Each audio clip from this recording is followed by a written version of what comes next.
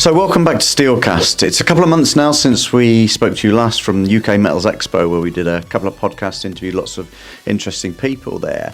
And of course, that was the same time that the government announced their signed support for our transition to green steel making. And that was back in September, and since then a lot has happened. So we've put in the formal planning application for the electric arc furnace project. We've signed the deal with Tata, the electric arc furnace supplier, and then only a couple of days ago we've signed an MOU with JCB, the big yellow digger company, one of the world's largest construction machinery companies, for the supply of green steel. That's going to come out of the electric arc furnace in 2 or 3 years' time. So you can see we're building some real momentum behind the journey towards net zero. But of course, the race is not won, and there's still plenty to do in terms of getting the government support for steel strategies, steel policies, and so forth. And of course, the Labour government's come in and they've continued to commit to their Green Steel Fund, a £2.5 billion Green Steel Fund. And they've recently announced that they're going to be developing an industrial strategy and a steel strategy, which of course is good news for us, but of course the devil is in the detail. And earlier this month, UK Steel, the trade association, held a parliamentary summit in Portcullis House in London called Shaping the Steel Strategy, because of course the steel industry is not going to sit by idly and let the government decide what goes into its steel strategy alone. It wants to influence it. So, in light of that recent conference, delighted to be joined on the podcast today by our own Director of Comms here in Tata Steel and recently appointed Chair of UK Steel, Martin Brunnock. Martin, thanks very much for coming on the pod again. I think this may be the second or third time you've been on the pod. Great event, the Parliamentary Summit down in Portcullis House. Must be great news that the government has developed a steel strategy. I don't think there's any other sector that has its own strategy. You must be really pleased about that. Yeah, we are really pleased as UK Steel and the steel companies in the UK. I think the parliamentary event was very well attended by steel companies, government ministers, civil servants, customers, and there was common agreement that we need to do or change the way that energy is priced, for example, or that we need a CBAM, carbon border adjustment mechanism, in line with Europe as well. And I think it was great to see so many people come together and agree that we need to do the things that UK Steel has been lobbying government and previous governments for a long time. Yeah, because we've got a good long relationship with government over many years and many governments, and we've had secretaries of state in from the Labour Party more recently, and previously of governments. We've got a good relationship with the civil service through our funding agreements and so on and so forth. So we'd like to think that politicians and political stakeholders know our industry well. Why do we need then a steel strategy to support the sector, and why do we have to have this summit if they know it well enough already? Well, I think the summit brings the steel companies together, so Tata Steel, British Steel, Celsa, Maesteg, to name just a few, and it shows the government that the steel companies are aligned and want the government to do something on policy requests for procurement, for example. That was one of the key topics talked about. The government understands that, and then Johnny Reynolds was the keynote speaker, and he said pretty much the same. Yeah. So it's like getting everybody aligned so that when we have the steel strategy, it's really clear what UK Steel want, and the government also agrees as well. Yeah, and there was a lot of agreement in the room, wasn't there? And as you said, Johnny Reynolds, keynote speaker, there was a lot of politicians and site constituency parliamentarians there in support of us. And there was a lot of agreement, and I think you're right. And I think you said this at the UK Metals Expo, actually, that whilst individual companies may have specific priorities, it's really important for the industry to come together as one to identify what are those policies and how the government should move forward. Now, we did at the event, we spoke to Gareth Stace immediately after the event. So Gareth, Director General of UK Steel, we spoke to him straight after the event and asked him what he had to say about it. Let's just have a listen to what he said.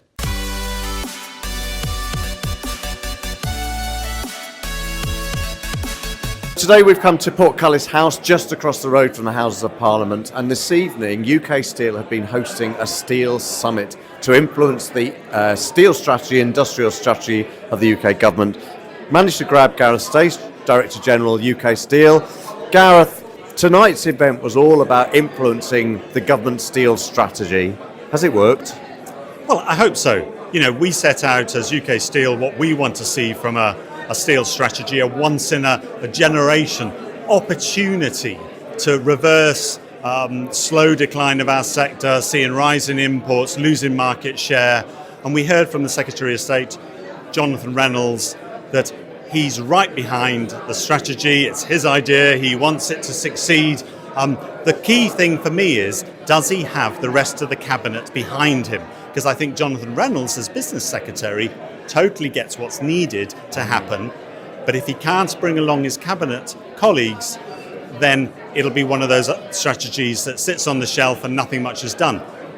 So that sounds quite negative. But let me say the positive. I think it is. I think if you look at Rachel Reeves or you look at Ed Miliband, they understand the steel sector. They understand the challenges. So I believe, and the Prime Minister himself, Keir Starmer, I believe that there really is that opportunity to look at the steel sector, say, what is steel demand over the next 10 years? Can we meet, as a sector at the moment, that demand? If we can't at the moment, what investment is needed? Where is the investment needed? What does a little bit of investment look like, and what does significant investment in our sector look like when you also look right across the supply chains and understand the future opportunity for our sector, rather than looking back and thinking it's awful, we made wrong decisions. Now is the time to look forward, make the right decisions, build back our sector and grab that market share that we've lost to imports. Now, some might say, though, Gareth, that you've been preaching to the converted tonight. There's a lot of agreement in the room about every topic that was raised. But I think it was you who said, we've been saying this for years, it feels like a no-brainer to support the UK steel industry. And yet, almost for a generation, some of those changes haven't happened, for example, on energy. Someone somewhere must think that's a bad idea. So what I would say on energy, on procurement and on trade, the previous government, and I wouldn't say that here with Jonathan Reynolds in the room, the previous government did an awful lot on energy. They brought in the supercharger. They brought in other compensation measures on carbon costs or energy costs, and those have reduced. We have narrowed the gap between us and Germany and France in terms of what we pay. It's just we're not exactly there, and it just needs that little bit of further push from this government to do that. And I said in my little talk tonight that this government had that in their manifesto, and so come on, just deliver it. It's quite simple of what we've asked you to do to level that playing field on energy costs. On procurement, 5 years ago or 10 years ago, if you asked a government department how much steel they buy, they wouldn't know how much, and how much of it was from the UK, they'd have no idea. Now all of those government departments know how much steel they buy and how much comes from the UK. All we now need to do is raise it so it's not a third of imports that they buy almost all of the steel from the UK, and it's just the first point of call. On trade, we were going to have a trade remedies authority, the quango that tells government what to do on trade remedies and processes trade remedies, as in dumping of steel in the UK. We had legislation that was designed to be in favour of what previous Secretaries of State for Trade called free trade, but what we would call is free for all. Let anything come in, whether it's state supported or not. We now have a trade remedies authority and a trade department that understands what free trade really means, and that means leveling the playing field, not supporting state subsidised steel that comes in underpriced and gets dumped on our market, and is willing to talk to us right from the beginning of the process when we're first identifying where there's some steel coming in where it probably shouldn't, and they're right on it with us and willing to get remedies in place as quickly as possible. That wasn't the case 5 years ago, and it is the case now. So we're working pushing in the right direction. There just needs more to do for our sector, the steel sector, which we all know in steel is the very foundation of our economy. Yeah, and I think when you talk there about protection measures that we want the government to put in, we as steel producers are very much in favour of those to get a level playing field. But did you have any sympathy for the customer who is represented in the room today and said, every piece of protectionism you put in raises my costs? I have every sympathy for all of the customers of steel producers in the UK, and therefore that is why I'm saying make our sector robust, stop the dumping of steel coming into our country. Why? Well, because In 2015-2016, 110 million tonnes of steel was exported from China. Some of that came onto our market, took our market share. Then, when the Chinese economy heated up a bit, they stopped exporting. So where are our customers going to get their steel from when we're out of business? So what we need to do is work across that supply chain, understand that we need a resilient steel sector, steel producers in the UK, so we can work with our customers, continue to supply them steel, and then we have that sort of national security that they know that they can come to us as steel producers, get the product they want, when they want it, at the price they need it, and we can also work with them on R&D to develop the products they will want in the future, rather than those customers buying steel on the whim of the global market. Now, as a political event tonight, I'm going to let you get on because I know you've got lots of people to talk to. As a political event tonight, you must be delighted that Business Secretary Johnny Reynolds was here and spoke.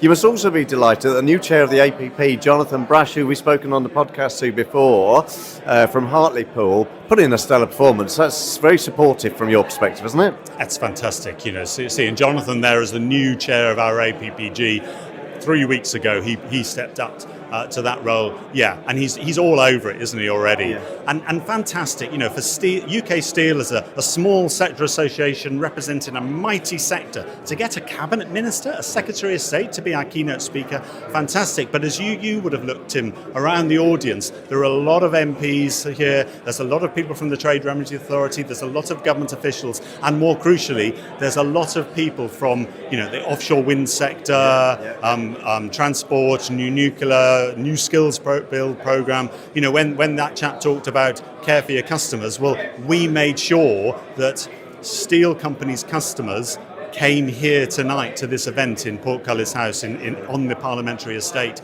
because that's who we need to work with to build back our sector. Yeah, well, listen, thanks very much for your time again, Gareth. Thanks for hosting us, and thanks for the session tonight. Let's hope it does what it's designed to do. I know it's not going to be a one-off thing and there's a journey to go on, but let's very much hope that it pushes forward lots of those gender items that are in your steel strategy recommendations. Listen, Gareth, we'll let you get on. I'll see you later. We're Thank all you. this together. Yes, indeed. Thanks, Gareth.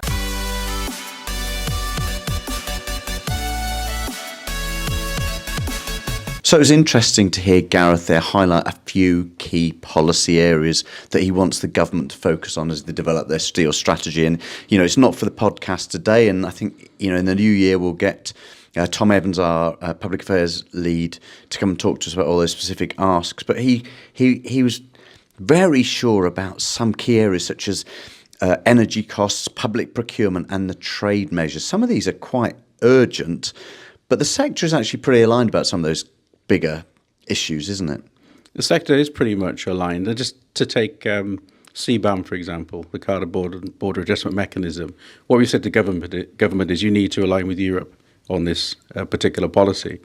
So that'll be one of the things that Gareth does in the new year, along with us, is to say to politicians, but also civil servants, the officials, to say you need to be following Europe at a closer pace. Yeah. And I think they will have to do that. Energy, for example, in the previous government, they did a lot for us on energy, really, through the supercharger. And I think the challenge now will be to, how do they make sure that the energy costs in the UK mirror those of Europe? And just recently, Europe commissioned a report that showed that European energy prices are about 185% higher than US and China.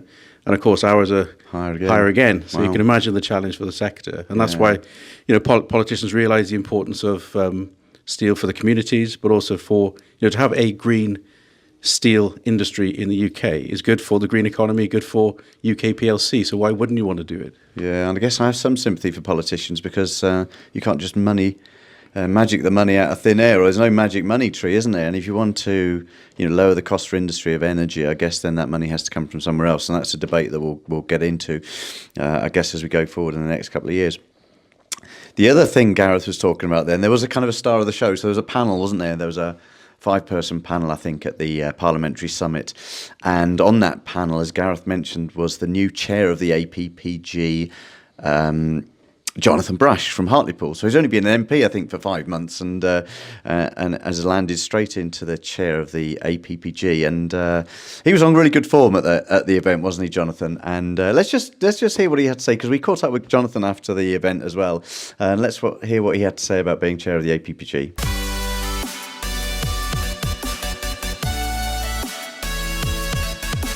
Amongst all the people at the Steel Summit here in Portcullis House, managed to drag Jonathan Brash, MP for Hartlepool. Jonathan, we've met before up at Hartlepool. Pleasure to welcome you on site there. You're here today as chair of the APPG. New role for you. You seem to take to it like a duck to water. Went down very popular today. A lot of agreement in the room. How did you find it? Look, I think it's an excellent event to bring this much expertise into one room here in Westminster. Look, it was very clear. We all agree. Our steel sector is in trouble. Let's just call things as they are. It needs support, it needs help. And I think that we've got a government at the moment that is, for the first time in a long time, genuinely interested in creating the environment for steel to thrive. But it's a long journey. I'm afraid in this country we've seen steel in a managed decline for far too long. And it's going to take time to build it back up, but I think the will is there. We heard from the Secretary of State, the will is there today. So we're very keen to set this ball in motion. Yeah, there was a lot of agreement in the room, wasn't there? And about some of the big issues that have still not been resolved. And I challenged Gareth Stace just before about, if energy has been such a big issue for the industry, but it hasn't been solved for 20 years, someone must be against lowering energy prices for the industrial sector. Well, look, I said very clearly, one of the big issues around energy is that we have relied in this country for far too long on foreign nations, foreign actors to provide us with our energy, which means we become very susceptible to global uncertainty. Whereas in places like France, where they produce a huge amount of their energy in public ownership, part of their own, they're not suffering the same problems we are. So we've got to start to invest and start to fix the infrastructure that's going on in this country, because currently we failed to do that for far too long. And it should be a simple thing. Lower energy costs, help our industry. That makes sense to everybody, including to consumers. Yeah, it should be. And as you said, great to have Business Secretary Johnny Reynolds here present today, making a keynote speech. You're chair of the APPG. What sort of influence can the APPG have over government policy, do you think? Well, I think the critical thing is the APPG brings MPs and peers from all different political backgrounds, so it's completely cross-party. It gets to take evidence, it gets to write reports, and it gets to influence government policy by making clear what it believes in terms of what needs to change. We give a voice to some of the issues that are there, and that's our job over the next year, 2 years, to try and make sure that government is going in the right direction to make sure our steel industry thrives. Yeah, listen, thanks very much for taking time out. I know you've got a lot of people to speak to. Thanks for your session today in front of the summit today. Clearly had a big influence, and we'll look forward to catching up again with you soon. Thank you very much. Pleasure to talk to you. Thank you.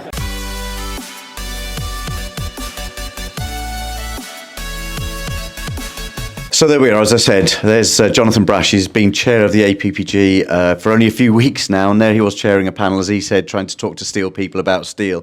But he was a big hit on the day, wasn't he, Martin?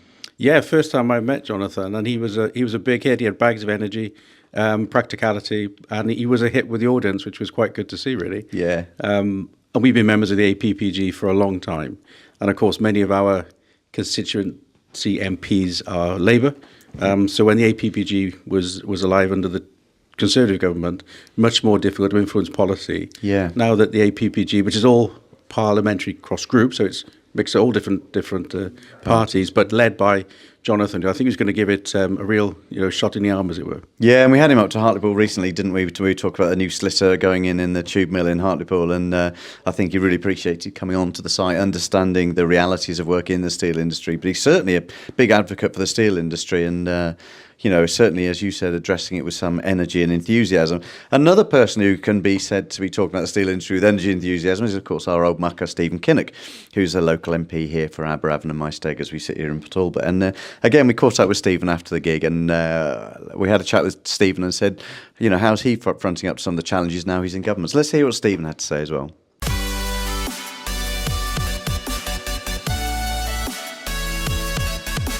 We've spoken to Gareth Stace from UK Steel, who hosted the event. We've also spoken to Jonathan Brash, who's chair of the APPG, based in Hartlepool, but also managed to catch up with our local MP in Port Talbot, Stephen Kinnock. Stephen, great to see you again here tonight. As a political influencing event, how do you think it went? Oh, absolutely first class. Great turnout. MPs in the room. It was great to have the Secretary of State, Jonathan Reynolds, showing his support, making a keynote speech. Some really clear messages, I think, going into the process for the steel strategy that the government's going to publish in the spring. So it's all about influencing that strategy now and making sure that we have a strategy that really gets our steel industry back on its feet and fit for the future. Yeah, and there was a lot of agreement in the room, wasn't there? I sense a degree of frustration that some of these arguments seemed such a no-brainer that they still haven't landed after 20 years. If you look at energy policy, and we're saying, well, if that hasn't landed, why would tonight's event make that any different? It's true that it feels sometimes like Groundhog Day. I've been an MP since 2015, and many of the asks that we had right at the start of my time in Parliament are the same asks now. You know, better on procurement, better on energy, better on the more robust trade defence policies. But I do think that we're taking some steps in the right direction, partly because Labour has a £2.5 billion clean steel fund that is there to look at things like possibly a direct reduced iron capability, a plate mill. You know, it's going to be up to us to influence that. The National Wealth Fund is going to be there. We've got great British energy. We've got a huge opportunity around floating offshore wind in the Celtic Sea. Let's make sure that those turbines and those substructures are made with Welsh steel. So I think we have, you know, obviously we had the election on the 4th of July. A change of government is a big step towards having an industrial strategy and a government that really believes in getting manufacturing back in our country to where it should be. Yeah, because I was going to say, it is still relatively early in the new Labour government's tenure, and you've got great ambitions, as you said. You've got the steel fund, you've got the industrial strategy coming, you've got the steel strategy coming. As a constituency MP and as part of the APPG, is it your role and the APPG's role to go knocking on Johnny Reynolds' door and the civil servant's door to say, come on, you've got to make this happen? Absolutely. I have two hats when I'm in Westminster. One is I'm a minister in the government, the Minister for Care in the Department for Health and Social Care, but I am, first and foremost, the Member of Parliament for Aberafan Maesteg. And I, like my colleagues from other steel constituencies, I am absolutely passionate about our industry. Steel runs through the veins of the people of Port Talbot, of the communities that I represent. Every time I go into our steelworks, I actually come away inspired and excited about what we make there and the opportunities for the future. We have been through a tough time. It's really tested our resilience to the max. I would say that we now have to take up the cudgels again and fight for a new generation of steelmaking in Port Talbot. We are absolutely ready to be that bridge to the future. I'm on the transition board fighting tooth and nail to ensure that we've got steel workers constructing that electric arc furnace, steel workers involved in that transition, so that a few years from now we'll be able to look back and say we actually made that transition happen and we can build something for future generations in our town. Yeah, now we're all looking forward to the steel strategy. It was talked about a lot today, lots of input from the UK Steel on behalf of its members. But that steel strategy surely is not just about the steel producers, it should be for the whole supply chain. And we heard from a customer today saying some of that strategy might negatively impact us by putting extra costs on us as customers who can currently import cheap steel. What would you say to them? I would say that we currently have a situation where 68% of the steel that is consumed in the UK is imported from other countries, and only 32% is actually produced in the UK. That simply cannot be right.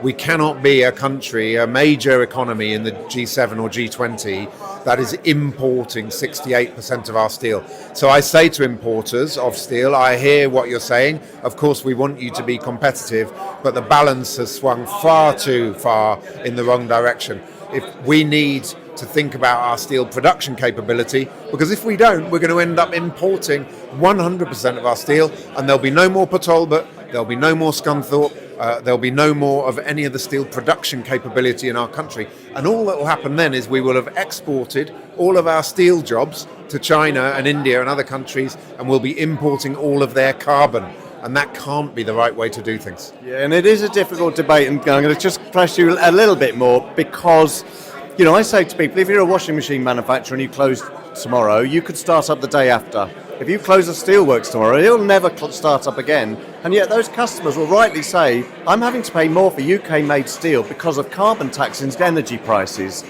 That's the challenge, isn't it? Well, we need a carbon border adjustment mechanism that works to ensure that our producers of steel are not being undercut by countries where steel production is many, many times more carbon intensive.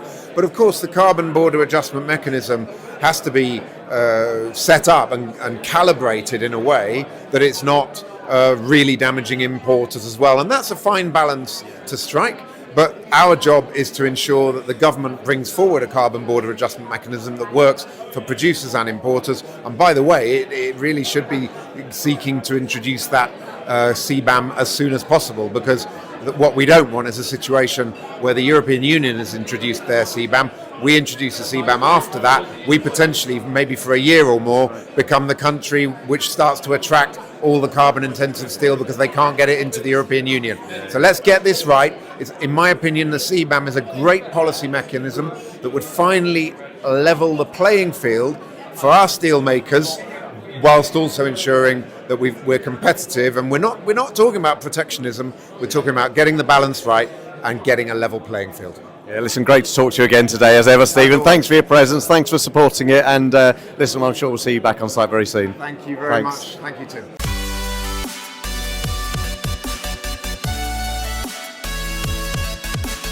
Okay, so there was Stephen talking about a number of issues facing the steel industry, nothing new that we haven't talked about before, high energy costs, cheap imports, public procurement. But as he said, you know, a lot of these issues have been going on for quite a long time. What confidence do you have that a new government or a new steel strategy will actually, you know, make a difference in some of those key areas? Well, as you say, Stephen's been a supporter of the industry for as long as I've been, as long as he's been our constituent MP, he's really supported, you know, Tata Steel and the steel in the wider context. I think this time it's different because the government is going to have a steel strategy. It's asking all those steel companies and stakeholders in the UK to get together and, you know, they will listen to what we have to say, and the steel strategy will be derived from that, and then implementable. And as you say, they've got £2.5 billion to spend on capital, for steel companies to bid into, if you like.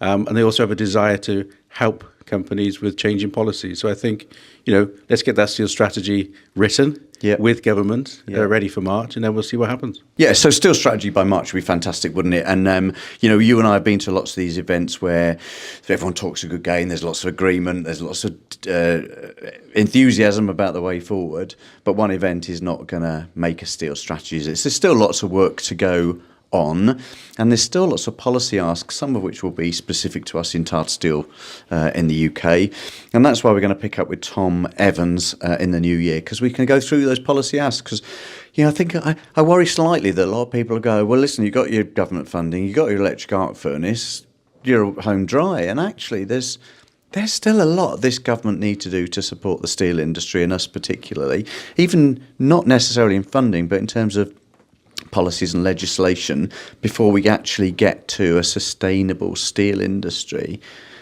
You know, do you think it's possible without those policies and pieces of legislation going through? Or do you think absolutely we're dependent on the government supporting us for a number of years to come yet? Well, I think having Johnny Reynolds in the room, the Secretary of State for DBT in the Steel Summit, shows that it's at the heart of what government want to do. So I think that's really credible.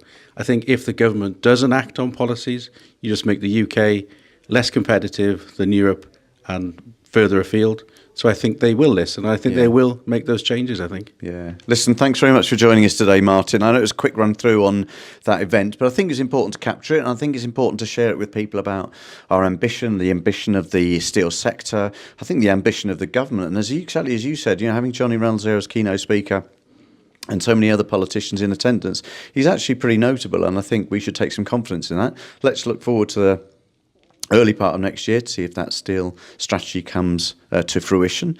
And then we'll talk to Tom about some of the policy asks. So thanks again, Martin, for joining us. We'll catch up soon. So there we have it, another edition of SteelCast, a bit different this time, talking about politics and policies. And if you liked the episode and you like SteelCast, please do subscribe. It's available on all the usual podcast channels. And of course, we're also available on YouTube, where you can watch us as well as listen to us. And you can see most of the previous episodes that we've also videoed as well. Listen, thanks very much for listening this year. It's come to the end of 2024. Hope you've enjoyed what we've been doing and following our journey, which has been tumultuous and seismic, I think, through 2024. And we'll be doing it all again in 2025 as we follow the progress of Tata Steel UK and its decarbonisation journey, the capital investments that are going to start happening next year. And I hope you'll join us for more podcasts in 2025.